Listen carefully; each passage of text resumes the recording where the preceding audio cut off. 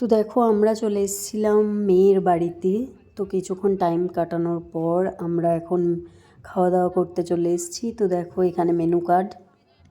আর যেহেতু ওদের আজকে বিয়ের দিনেই ওদের ছিল রেজিস্ট্রি, তো যার জন্য যেখানে ওরা বসেছিল এতটাই ভিড় হচ্ছে। আর যারা এমনটা করে বিয়ের দিন রেজিস্ট্রি, তারা বোঝে এই ব্যাপারটা যে কতটা টাইম লাগে বা কতটা হ্যাপাজার্টের মধ্যে টাইমগুলো কাটে।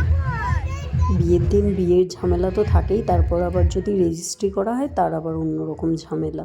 যাই হোক, যতটা ভিডিও ক্লিপ নিতে পেরেছি তোমাদের সাথে শেয়ার করলাম। আর এই দেখো রিসেপশনের জন্য ডেকোরেশন এখানে করা হয়ে গেছে। ভিডিওটা কেমন লাগলো কমেন্ট করে জানিও।